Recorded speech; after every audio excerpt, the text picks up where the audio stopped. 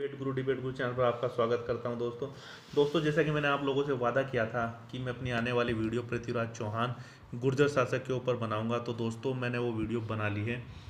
अब इस वीडियो में आप आगे आगे देखेंगे कि इतिहास ने इतनी बड़ी गलती कैसे कर दी कि उनको गुर्जर नहीं कहा गया है। दोस्तों अब मैं इस वीडियो में सिद्ध कर दूंगा सारा का सारा, हर तरीके से प्रमाणों के साथ एक एक करके प्रमाण दूंगा। आप देखना, आप खुद ही उसको देखना और सोचना कि किन लोगों ने ये गलती की है, ऐसा पाप उन लोगों ने हमारे साथ क्यों किया गया कि हमारी जाति के महान राजा गुर्जर जाति के जो महान राजा थे पृथ्वीराज चौहान, उनको आप लोग अपना बना रहे हो। ठीक है दोस्तों, लेकिन आज प्रमाण के बाद जब हम प्रमाण दे दूंगा मैं, उसके बाद वो कुछ नहीं कह पाएंगे, उनके पास कोई जवाब ही नहीं होगा, आपके सामने वो टिक नहीं पाएंगे। लेकिन ये सब जानने के लिए आपको मेरा वीडियो अंत तक, लास्ट तक देखना पड़ेगा। मैं आपको एक एक करके सारे प्रमाण दूंगा और सबको दिखाता भी चलूँगा, जिससे कि आप ये कहेंगे कि हाँ ये तो हमारे ही राजा थे। ठीक है दोस्तों, तो अब हम शुरू करते हैं। सबसे पहले करते हैं हम बड़गावत जाति के ऊपर से। बड़गावत जाति जो है वो 24 बड़गावत गुजर भाई थे, वहाँ से वो जाति चली है। तो ये एक चौहान वंश जाति है दोस्तों। यह जो चौहान शब्द का मैंने यहाँ पे यूज़ किया है ना, ये गुर्जर जाति का बहुत ही प्रमुख गोत्र है। ठीक है, अब इस बात का प्रमाण मैं आपको कहाँ से दूंगा? आपको इस बात का प्रमाण भी तो होना चाहिए कि भाई बड़गांव जाति जो है उसके जो मानने वाले हैं वो चौहान है, वो कैसे हैं। तो आप पृथ्वीराज रासो जो कि चंद्रप्रदाय ने लिखी है उसको देखना, उसमें 84 गांव दिए गए हैं। ये गांव शामली जिले के कैराने के आसपास के हैं और ये लोग बाग चौहान है, ये आज भी खुद को गुर्जर मानते हैं दोस्तों। ठीक है दोस्तों, मेरा पहला प्रमाण यहाँ से है। ये जो चौहान वंश है ये गुर्जर से चला है। सबसे पहला प्रमाण जो है बड़गांव जाति से आपको मिल गया है। अब जो 24 बड़गांव और गुर्जर भाई थे, उनका एक भाई था सवाई भोज, उनका पत्नी का नाम था उनकी साडू खटानी। उनके यहाँ एक पुत्र हुआ था जिनका नाम था भगवान देवनारायण। ये गुर्जर जाति के बहुत ही माने हुए देवता हैं, इनको भगवान विष्णु का अवतार मानते हैं। अब दूसरा सवाल उठता है कि देवनारायण भगवान जो है वो चौहान वंश से कैसे थे? तो भाई सवाई भोज जो था वो देवनारायण भगवान के पिता थे। वो अजमेर के राजा बीसल देव के भाई थे और बीसल देव के बाद गद्दी पर जो बैठा था वो था महेंद्र सिंह चौहान। महेंद्र सिंह चौहान जो था वो बैठा था और महेंद्र सिंह चौहान जो है वो आपका देवनारायण भगवान का भाई है। अब इस बात से सिद्ध हो जाता है कि जब एक भाई गुजर है तो दूसरा भाई क्या होगा, वो भी गुजर होगा निश्चित ही। ठीक है दोस्तों, अब जो सवाल उठाने वाले वो इस बात पर सवाल उठाएंगे कि हम तो देवनारायण भगवान के इतिहास को मानते नहीं, उनका इतिहास में क्या स्थान है। जब उनके पास कोई जवाब नहीं होगा तो ये सवाल आएगा। तो इसका मैं आपको प्रमाण देता हूँ कि भारत सरकार ने 2 सितंबर 1992 में और 3 सितंबर 2011, ये 2 तारीख मैं आपको बता रहा हूँ, इन तारीखों में भारत सरकार ने इनके ऊपर टिकट जारी किया था। भारत सरकार अब किसी वजह से टिकट तो जारी करने से रही जिसका कोई इतिहास ना हो, और उस टिकट की फोटोकॉपी मैं आपको दिखाता हूँ दोस्तों। ये भगवान देवनारायण भगवान है, ये इनके ऊपर ये टिकट जारी हुआ था। ठीक है दोस्तों, 2 सितंबर 1992 को और 3 सितंबर 2011 को इनके ऊपर 5 रुपये का डाक टिकट जारी हुआ था।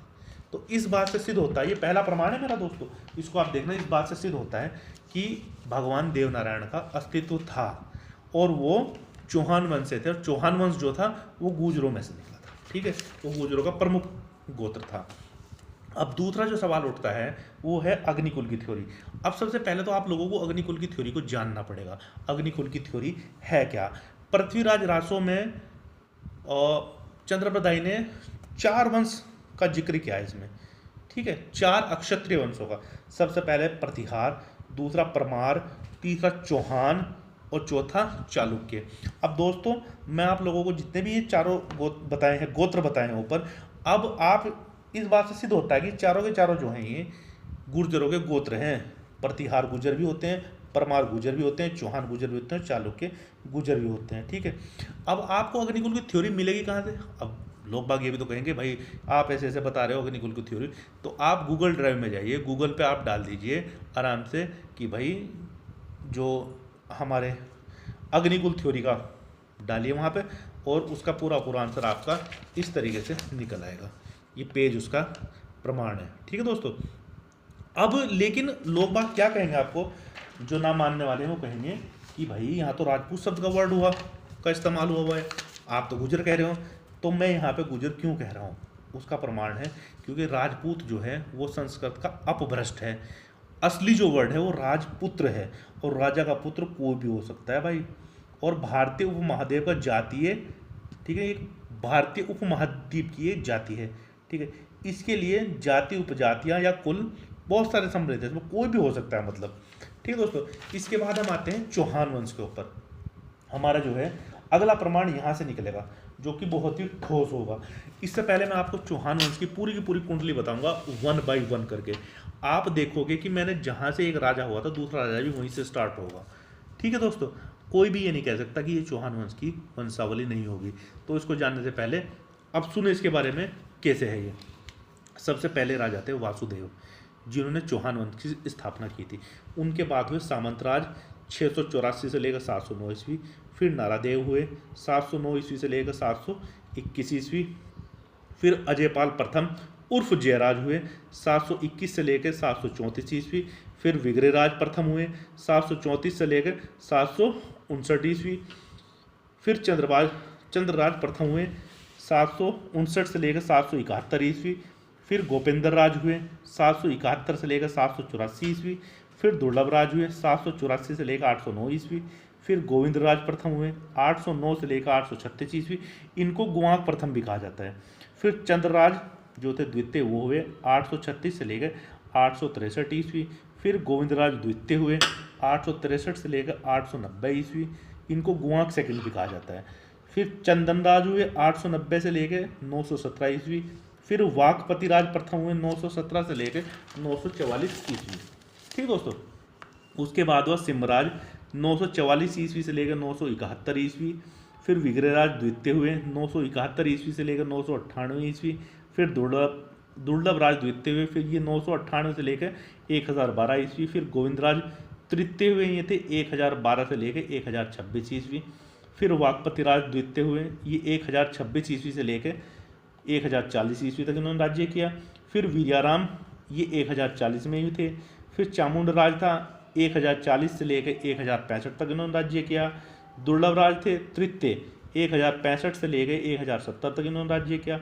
फिर विग्रहराज तृतीय इन्होंने 1070 से लेकर 1090 तक राज्य किया। फिर पृथ्वीराज प्रथम, दोस्तों हम पृथ्वीराज चौहान की बात कर रहे हैं, उनका मैं आपको आगे बताऊंगा। उनसे पहले एक पृथ्वीराज प्रथम ये हुए थे, इन्होंने 1090 से लेकर 1110 तक राज्य किया। फिर अजयपाल द्वितीय हुए, इन्होंने 1110 से लेकर 1135 ईस्वी तक राज्य किया। इन्होंने ही जो थी राजधानी अजमेर बना दी थी। फिर अर्णोराज हुए चौहान, उन्होंने 1135 से लेकर 1150 तक राज्य किया। फिर आपके जयदेव हुए, उन्होंने 1150 में राज्य किया। फिर विग्रहराज हुए, उन्होंने 1150 से लेकर 1164 तक राज्य किया। इनको विसल देव भी कहते हैं। फिर अमरगंगे हुए, इन्होंने 1164 से लेकर 1165 तक राज्य किया, ठीक है दोस्तों। फिर पृथ्वीराज द्वितीय, ये भी हमारे पृथ्वीराज चौहान नहीं थे, 1165 से लेकर 1159 ईस्वी तक राज्य किया। फिर सोमेश्वर चौहान 1159 से लेकर 1178 तक राज्य किया। इनके पुत्र थे फिर ये पृथ्वीराज तृतीय, जिनको पृथ्वीराज चौहान, जो बहुत ही फेमस राजा हैं इतिहास में, सबसे ज़्यादा इतिहास में सबसे फेमस राजा हैं ये पृथ्वीराज चौहान, इन्हीं को पृथ्वीराज चौहान कहा जाता है। इन्होंने 1178 से लेकर 1192 ईस्वी तक राज्य किया। इनके बाद आए थे गोविंदराज चतुर्थ, इसने 1192 में राज्य किया था, लेकिन इसने मुस्लिम अस्मिता को स्वीकार करने के कारण हरिराज ने इसे राज्य से हटा दिया था। उसके बाद हरिराज, उन्होंने 1193 से लेकर 1194 तक। तो बहुत सारे तो मेरे भाई ऐसे होंगे जो पृथ्वीराज चौहान को अपना अपना तो कह रहे हैं, लेकिन उन्हें ये नहीं पता कि पृथ्वीराज चौहान कितने थे इतिहास में। 3 पृथ्वीराज चौहान थे, और हम बात करते हैं पृथ्वीराज तृतीय की, ठीक है दोस्तों। अब यहाँ से हम फिर शुरू से करते हैं कि जो आपको मैंने बताया था कि इस कुल के जो स्थापना की थी वो आपकी की थी वासुदेव जी ने। बिजोलिया शिलालेखों के अनुसार सांभर झील इन्होंने ही बनवाई थी। चौहानों का मूल स्थान जांगल देश में सांभर के आसपास स्पालदक्ष को माना जाता है, स्पालदक्ष, ठीक है दोस्तों। इनकी प्रारंभिक राजधानी अहिछत्रपुर थी, जिसको नागौर कहते थे। पहले ये गुर्जर प्रतिहार वंश के सामंत थे, मतलब ये गुर्जरों से निकले थे। इतिहास में ये वर्ड बहुत साफ साफ लिखा हुआ है दोस्तों, ठीक है दोस्तों, तो ये उनके सामंत थे, मतलब उन्हीं में से निकले थे। लेकिन हमारा जो सवाल बनेगा, सवाल कहाँ से बन रहा है? हमारा सवाल बन रहा है सोमेश्वर चौहान से। सोमेश्वर चौहान दोस्तों जो पृथ्वीराज चौहान के पिता थे, ठीक है दोस्तों, पृथ्वीराज चौहान के पिता थे सोमेश्वर चौहान। मैं आपको एक कटिंग दिखाता हूं दोस्तों, जहां पर सोमेश्वर चौहान को पृथ्वीराज रासो के आदि पर्व में पेज नंबर 122, ये देखो दोस्तों, यहां पर इनको गुर्जर नरेश कहा गया है, सोमेश्वर गुर्जर नरेश। देखो दोस्तों, फिर नीचे दूसरी जगह पर भी इनको गुर्जर कहा गया है। ये प्रमाण है दोस्तों, ये कोई मैंने नहीं छापा है, ये पृथ्वीराज रासो का है, उसका प्रमाण है दोस्तों। अब पृथ्वीराज चौहान के जब पिता गुजर थे तो पुत्र क्या होगा दोस्तों?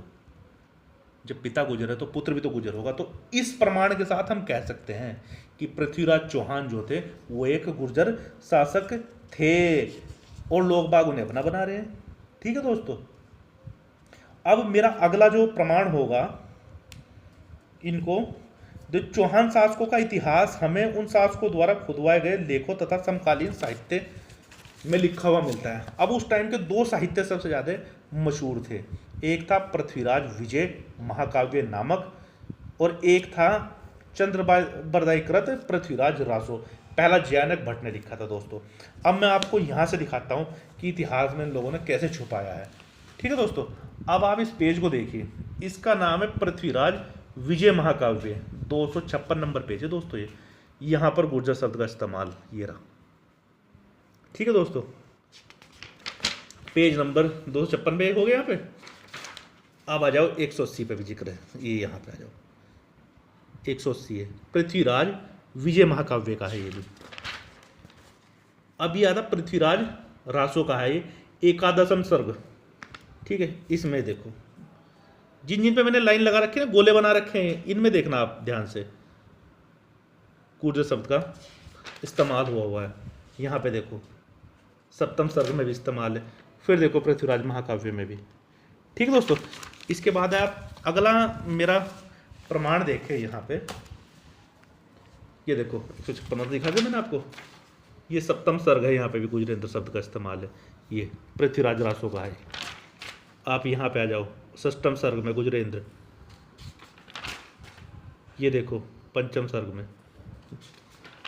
ठीक है दोस्तों, ऐसे ही इसमें देख लो आप। तो इतने सारे प्रमाण जो कि आपके इतिहासकारों ने, मतलब आपके जो श्रेष्ठ कवि थे उस टाइम के, जयानक भट्ट जी और चंद्रबरदाई, उन लोगों ने दिए, मैंने ये अपने पास से नहीं बनाया दोस्तों। तो इन बातों से सिद्ध हो जाता है कि पृथ्वीराज चौहान थे वो गुर्जर थे।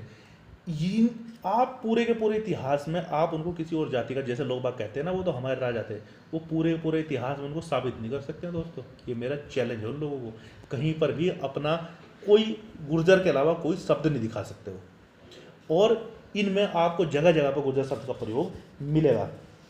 अब इतने लिखित प्रमाणों के साथ आप अब ये नहीं कह सकते कि पृथ्वीराज चौहान जो थे वो गुर्जर शासक नहीं थे। लेकिन चलो ठीक है, इसके बाद भी आपको कुछ प्रमाण चाहिए, मैं अगला प्रमाण आपको देता हूँ दोस्तों। दिल्ली के राजा थे गुर्जर अनंगपाल तंवर, जिन्होंने अपनी बेटी का विवाह गुर्जरों के चौहान वंश में किया था। बेटी के पुत्र का नाम था पृथ्वीराज चौहान, मतलब पृथ्वीराज चौहान के नाना जी। ठीक है, अनंगपाल ने अपना राजपाट बेटी के पुत्र पृथ्वीराज को दे दिया। आज भी जो दिल्ली के आसपास के जो सारे तंवर है ना, वो गुर्जर लगाते हैं। इतिहास में आप, ये बहुत बड़ा प्रमाण है, आप ये तो जीता जागता प्रमाण है। आप वहाँ के गुर्जरों से पूछ सकते हो भाई आप कौन सी जाति को, तो वो यही कहेंगे कि हम गुर्जर जाति के हैं। चलो उस बात को छोड़ दो, अब मैंने पिता को तो गुर्जर साबित कर दिया, अब मैं उनके बेटे, मतलब आपके जो थे हरिराज, जो सबसे लास्ट आ सकते, अब उनको गुर्जर साबित करता हूँ, उनके प्रमाण दिखाता हूँ आपको। क्योंकि हरिराज ने हम्मीर महाकाव्य में साफ साफ लिखा हुआ है कि वो गुर्जर थे। ये देखो, ये हम्मीर महाकाव्य है दोस्तों, और ये यहाँ पे गुर्जर नरेश लिखा हुआ है, नरेश्वर। ठीक है दोस्तों, ये बहुत बड़ा प्रमाण है। एक प्रमाण ये देखो आप, हमीर महाकाव्य के जो अथ चतुर्थम सर्ग में ना, यहाँ पे लिखा हुआ है, ये देखो श्री गुर्जर नरेश्वर। अब ये बताइए, पिता भी गुर्जर साबित कर दिया मैंने, उनका पुत्र भी गुर्जर साबित कर दिया, तो उनका दूसरा पुत्र क्या होगा?